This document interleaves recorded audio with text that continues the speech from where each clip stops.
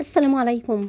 تعالوا النهارده نعمل مع بعض احلى فراخ مدخنه. لو الولاد زهقوا بقى من البانيه والطرق التقليديه للبانيه، تعالي النهارده نعمل لهم الفراخ بطريقه حلوه جدا هتعجبهم. هنعمل مع بعض الفراخ الروستو او الفراخ المدخنه بأبسط وأسهل طريقة بإذن الله هتعجبهم. وتنفع كمان في العزومات، هتشرفك جدا لأن هي بتدي كمية كبيرة قوي. وطعمها بيبقى مختلف في أي عزومة، هيعجب ضيوفك. كمان تنفع تستخدميها في سندوتشات المدرسة، هيبقى طعمها رائع بإذن الله، تعجبك وتعجب الولاد. ولمزيد من الطعم الرائع هنعمل صوص حلو جدا يتقدم مع الفراخ، بيتغمس بيه بيبقى طعمه حلو قوي قوي.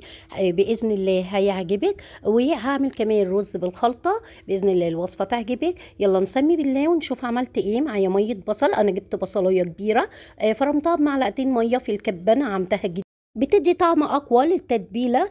من ميه البصل بس حطيت معلقه صغيره من البابريكا والثوم والبصل باودر وبهارات الفراخ.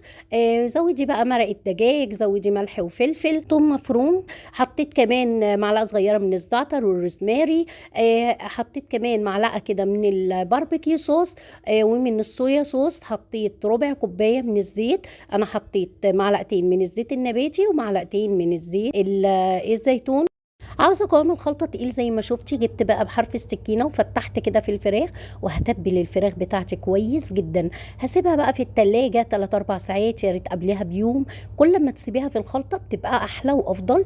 بعد كده هجهز معايا خلطه. معايا معلقتين كده من الباربيكيو صوص ومعلقه من الصويا صوص، حطيت عليها معلقه صغيره من عسل النحل ورشه من الملح والفلفل ومعلقه من الزيت. جبت الكيس الحراري، رصيت فيه الفراخ بتاعتي، هدهن وشها من الصوص اللي عملناه عليها، وهفتح كده فتحتين ببوز السكينه. وحطيت ميه مغليه من الكتل.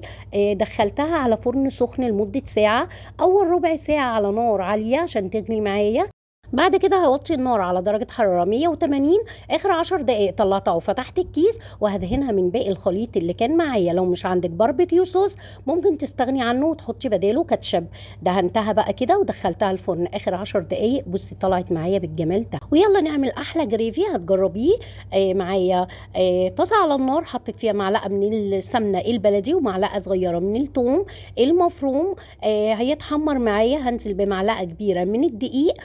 وبعدين هطفي الدقيق دوت بكوبايه من الصوص اللي نزل من الفراخ. هحط عليه نص معلقه من الملح وربع معلقه من الفلفل، وبس كده. لما القوام يفصل معايا للدرجه دي، لو طلع معاكي اتقل من كده ممكن تخففيه بحبه ميه مغليه.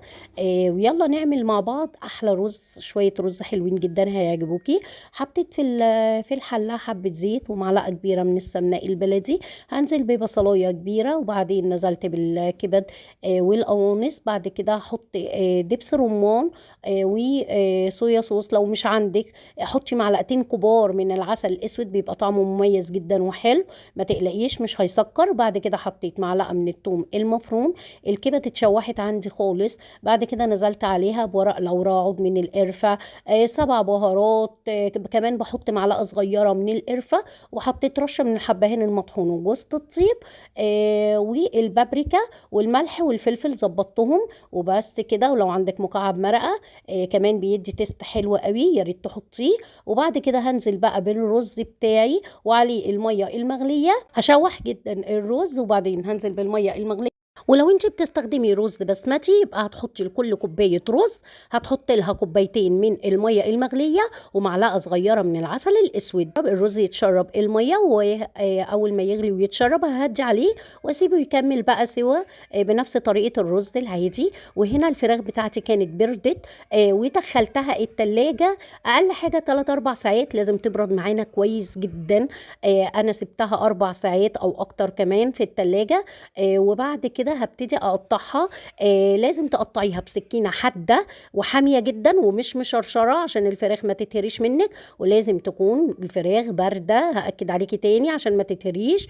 استخدمي سكينه حاميه مش مشرشره، والفراخ لازم تكون بارده. هنا هقدم الرز بقى. تعالي نجمع طبقنا. غرفت الرز زي ما انت شايفة طالع تحفة. وقطعت الفراخ طالعة حلوة جدا. ما اتبهدلتش معايا نهائي لان انا مجمداها ومستخدمة سكينة حامية. زي ما قلت لك استخدميها بقى زي ما انت شايفة. عايزة تاكليها باردة براحتك، عايزة تسخنيها دقيقة كده في الميكروويف، لو انت عايزة تقدميها سخنة براحتك خالص. ممكن تحتفظ بيها بالفراخ زي ما هي، ما تقطعيهاش في علبة محكمة الغلق في الفريزر، وتطلعي منها كل يوم وتقطعيها لللانش بوكس. بتبقى حلوة قوي في السندوتشات، بإذن الله تعجبك وتعجب الولاد.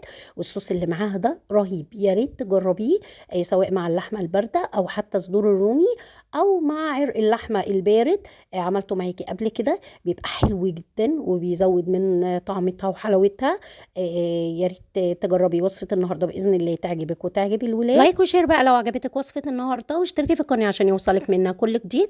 أستودعكم الله الذي لا تضيع ودائعه. دمتم في حفظ الله وأمنه، والسلام عليكم ورحمة الله.